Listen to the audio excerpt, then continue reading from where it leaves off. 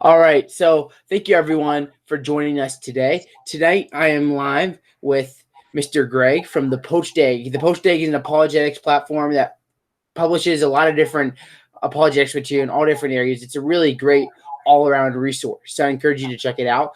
Thank you so much for coming on today, Greg. Hey, it's great to be here. Thanks for inviting me, Zach. It's a real privilege and honor, buddy. Yeah, definitely. So I guess we could start off maybe if you want to give a short testimony, maybe about how you came to Christ, maybe like how you grew up, things like that. Okay, well, man, I was born into a Christian home, a dedicated Christian family, great Christian parents.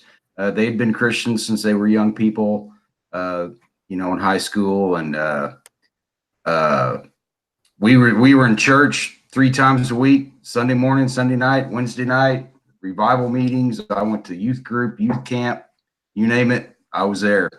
Uh, I remember being in Bible school, vacation Bible school, maybe 5 or 6. I really don't remember how old I was, but I remember they had a message. A guy gave a message, and I remember I understood that I was a sinner in need of a Savior. And they had an altar call, and I went forward and committed my life to Christ. But really, I was taught the Bible, was taught pretty good theology, but there wasn't any apologetics training whatsoever, and my story is common. And when I got in my 20s, I went in the Army at age 21 or 20. I turned 21 in the Army. And by the time I was 25, not long after I got out of the Army, I was pretty much claiming to be an agnostic. Mm-hmm. But then I spent many years as kind of a really apathetic towards God and religion, and maybe agnostic isn't so much correct as I'd maybe gone to some kind of deism where I thought probably there is a God, but with so many competing ideas, so many competing truth claims that are mutually exclusive. I thought, how do we know who's right and who's wrong? We just can't know, so I just kind of was apathetic about it. But it's like the older I got into my 30s and probably my mid 30s, worldview questions kind of started weighing on my mind.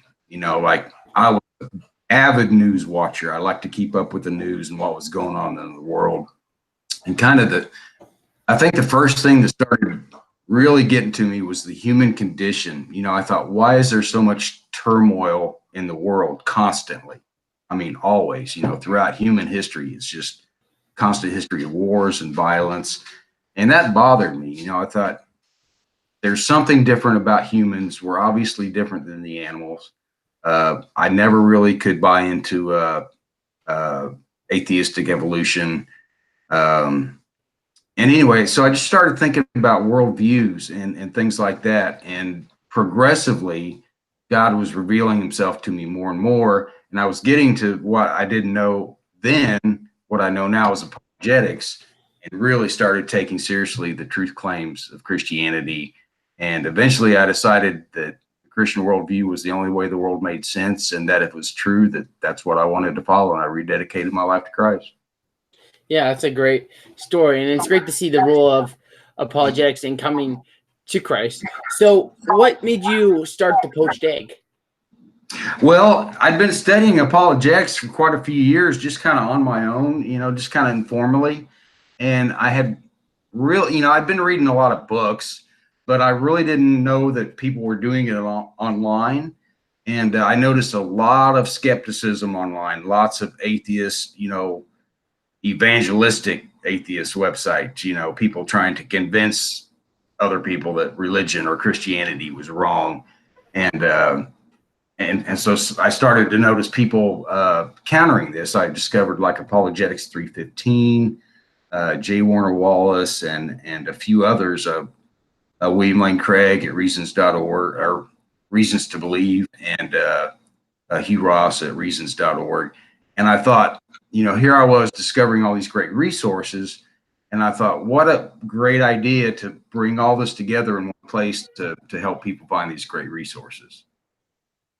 Yeah, definitely. That's one thing I think is cool about what you're doing that no one else is doing, is the idea of putting all these resources together into one platform. It's really a great thing to have. So what was my next question here? So what is your goal? I mean, I think you talked about it a little bit here, but what is the goal of your platform? Yeah, well, my goal is there are still so many Christians and so many people, parents, teachers, pastors, you name it, that are that still don't know what apologetics is or are even aware of why we need it. And I think my main goal, there's several goals, but the main one is to help Christians discover what apologetics is and why we need it, whether you're a church, pastor, a youth pastor, Sunday school teacher, parents, you name it. We need apologetics today more than ever. And it's been around since Moses, apologetics has, if not before. And it's just been absent in a lot of Christians' upbringing. And that's why most uh, people who are raised in the church like me are leaving Christianity in their college age years and their early 20s. We live in a age that is increasingly hostile to Christianity. You see it on the news every day, and we just need to. I just want to help Christians understand that it's okay to have doubts, and that there's reasonable answers to just about every objection that I've ever heard to Christianity. And I just want to help people find resources to be more confident Christians, better evangelists, and better disciple makers. Yeah, definitely. So you think that apologetics has been around since the time of Moses or even beforehand. So where do you see apologetics in the time of Moses? In the time of Moses as well, when he was standing before the burning bush and God called him, and he's like, go tell Pharaoh to let my people go, famous line. And he says, well, what if they won't believe me? And he says, well, take your staff, here's these miracles that you can show them so that they will believe. And you take that forward to the time of Christ. He said, if you don't believe me for what I say, believe me for the miracles that you're witnessing here right now. Yeah, you're right there. I thought that was what you meant. I just wanted to make sure it was clear to anyone who was listening there. And I think that's really cool how, God doesn't really ask people in the Bible to just believe blind faith. He gives them reasons, say, hey, believe in me. This is why the prophets have miracles saying, hey, this is why you should believe in me. And I think that's something that we miss often in the Christian community. Absolutely. So I wanted to transition a little bit more here into why we should believe that Christianity is true. But I think before that, we should ask the question of why should we even believe that God exists? Because I think a lot of the time, especially in the online community, we're seeing this idea that really science explains everything. We don't need God. It's kind of, people are just kind of like, people love to straw man and say, hey, people are just trying to cling on to God and try to fit him in. So why do you believe that God exists? Well, that's a good question, and even though I wish I could have remembered the reference, but even the Bible says that you have to believe in God before you can have faith. First you have to believe that God exists, and I think the question of the existence of God is a good one. And although I never really felt I couldn't go to atheism just say there is no God, because I thought, well, I don't have absolute knowledge, I don't know. But what I know now is the moral argument and the cosmological arguments, I think, are two very strong reasons to believe in God. That science has answered everything or will answer everything, that's really a false narrative, because we know that there's a lot of things that exist that science can't explain and never will be able to explain. And, like, for instance, the cosmological argument, if there was a time when there was nothing, no God and nothing, then there wouldn't be anything. There would be nothing today, because we know that nothing comes from nothing. That's just common sense, so that, and atheists or skeptics, they try to say that, well, and Stephen Hawking was famous for, saying that the universe, it had a naturalistic cause, because of the law of the gravity, the universe can create itself or whatever. And that, to me, is just that, that just doesn't follow philosophically. And of course, that's not really a scientific statement. So, I think that you have to have something that was eternal and immaterial, so it's either that or something material was eternal. And we know that material things don't last forever, that material things aren't eternal. We know that, science tells us that the universe had a beginning, that it's eventually going to run out of energy. So, if there's no God and the atheistic worldview or answer is true, then sooner or later, none of us are going to be here. And again, the moral argument, it's obvious that there's objective morality. I think an atheist with a worldview that's consistent with atheism would have to deny morality. And again, common sense tells us that certain things are wrong and certain things are right, just for everybody across the board. And if there is objective morality, then there can't be a naturalistic cause for that, because if atheism is true, then our morality would just be an illusion from evolution, so it would be subject to change. So you would need an eternal, unchanging God to have objective morality. So those two arguments right there, and there's many more, but those are my two favorites for the existence of God, and I think it's very reasonable to believe both of them. Yeah, I agree with you completely on that topic. So what would you encounter? Because I think one of the most common claims that you'll hear from this new atheism movement is the idea that there's just no evidence for God. I think that they'll say, you can't see God, you can't smell God, use your senses, you can't show that God exists. So I'm not going to believe in God. I'm not going to say there's no God, but I lack a belief because you can't prove that your God exists. So how would you engage with someone that thinks that way?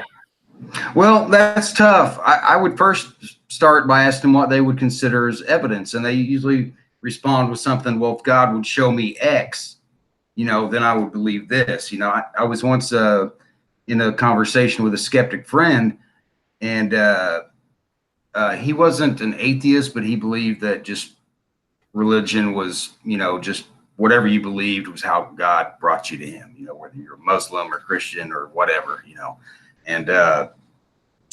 and I said, if a 50-foot tall Jesus appeared to you and said, Christianity is true, believe in me, I said, would you believe it?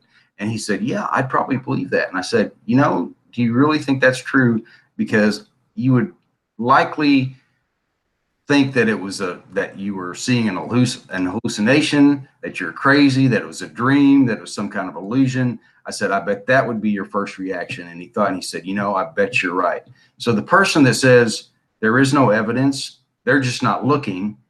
And second, that person, there's probably likely no evidence that would convince them. Richard Dawkins has said, who's possibly the world's most famous atheist, has said that there's no evidence that would convince him to believe. And I'm like, well, is that the kind of person that you want to follow, who says that for sure there is no God, or that there probably is no God, that says there's no evidence that could possibly exist that would convince them that's true? So it's kind of I really don't think that atheism or unbelief or skepticism, I don't think there are intellectual objections, but I think when it comes to the bottom line, I think it's mostly a matter of the heart and not the head. And I think apologetics can help others remove those intellectual objections. But it just kind of matters if you're going to be open about considering the evidence or not. We know that there's many former atheists, C.S. Lewis being one of the most famous, J. Warner Wallace, Lee Strobel, who were hardened skeptics toward Christianity, but they decided to have an open mind, investigate the evidence for themselves, and go wherever it leads. And I consider myself one of those too. I didn't necessarily want Christianity to be true, because I was living a lifestyle that was contrary to how a Christian should live, and I didn't necessarily want to give up that lifestyle. But I decided that if it was true, that's what I wanted to follow. Yeah, definitely. That's a great way of putting it all together. So I want to transition here, because you can be a theist and say that God exists, but not be a Christian. So obviously, Absolutely. The big question is, why is Christianity true? Why does Christianity represent who God is? Well, that's a good question too, because one can believe in God, like you said, one can believe in God and not be a Christian. Like I said, I thought there probably is some kind of God who knows what or who he is or what he wants of us. But the question is if there's a God, has he revealed himself to us?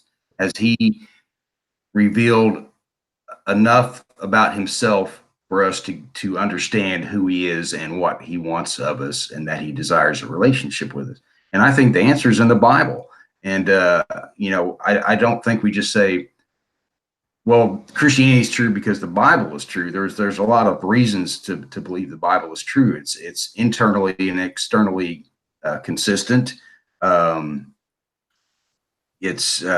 have over 40 different authors, and it's not just one book. It's a collection of 66 different books, like I said, written over a period of 1,500 years by people from all walks of life in different geographical locations. So for it to be consistently, internally and externally consistent from beginning to end, that to me in itself is a miracle. And so I think that's one good reason to believe. But another good reason is, did Jesus rise from the dead? And if he did, he lived a perfect life, predicted his own death and resurrection, and then was obviously seen dead, and then 3 days later was seen alive. So, it's like the alternate explanations for that don't hold water. And there hasn't been, to me, an alternate explanation that does hold water. So did Jesus rise from the dead? Is the Bible true? And thirdly, to me, the Christian worldview is the only way that everything about life makes sense. It's like, when it comes to Christianity, it basically has an answer to all aspects of life. And from why are we here? What is our purpose? What does the future hold? What does the past hold? Christianity, I think, has an answer for all those things. So, pardon me. But for me, people ask me, am I open to Christianity possibly not being true? And I say, absolutely. And the first thing I say is, show me a worldview that makes more sense about the world and reality than Christianity. Yeah, I agree with you completely. Christianity really does the best job of explaining the world that we live in. So I want to go look at this resurrection thing a little bit, the idea of Jesus resurrecting, because obviously, the resurrection could be the most important fact of history, because if he resurrected, then Christianity is true, and that's the most important thing. And if he didn't rise from the dead, then what we're doing here is really meaningless. So Absolutely. a lot of people realize that these alternative arguments don't hold water, and I agree with you completely. The alternate explanations to the empty tomb and things like that don't hold water. So I think a lot of skeptics are now trying to not maybe give one of those explanations, but they're saying either one of two things. They're saying either, number one, you can't prove that he rose from the dead, or number two, the idea that Jesus was a legend.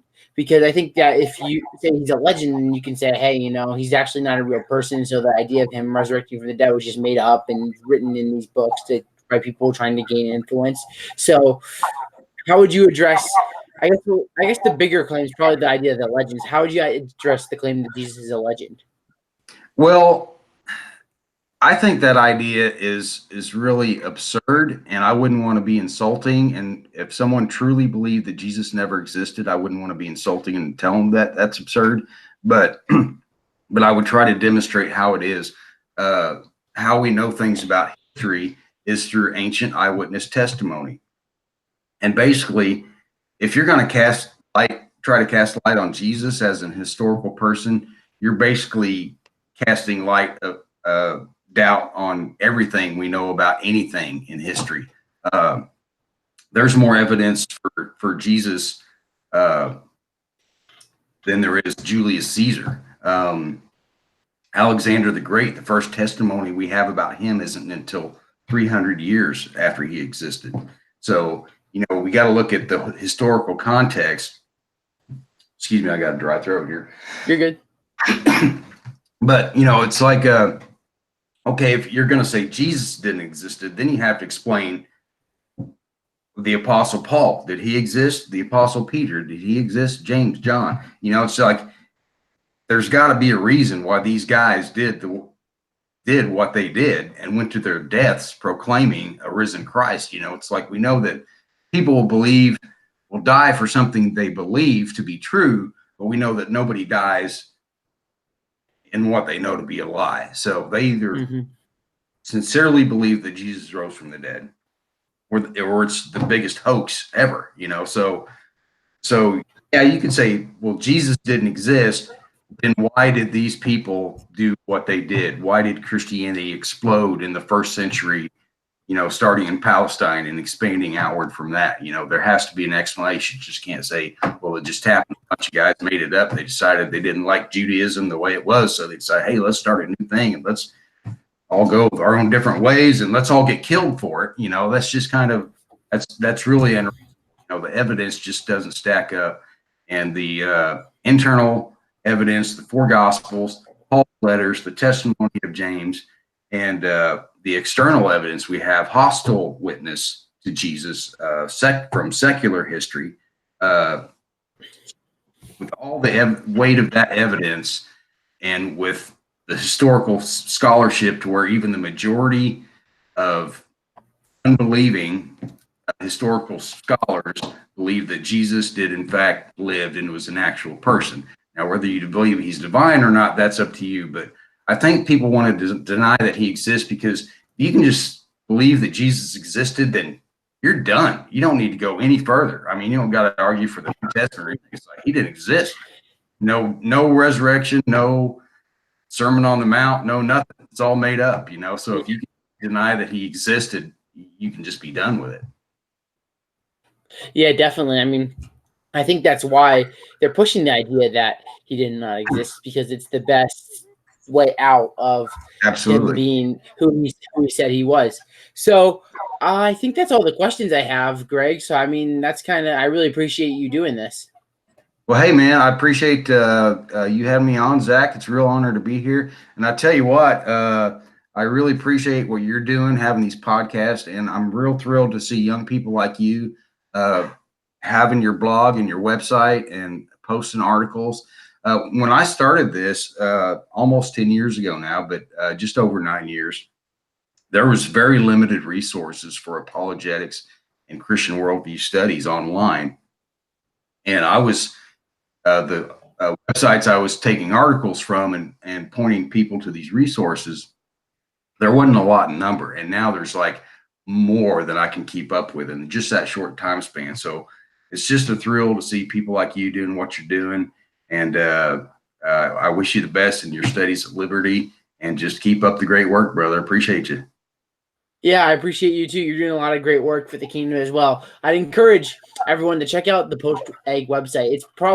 I love it because it's different, and he puts together all the different apologetic resources from all over online. It's really great stuff. So I'd encourage everyone that's listening to check out the Poached Egg. You can follow it on any social media.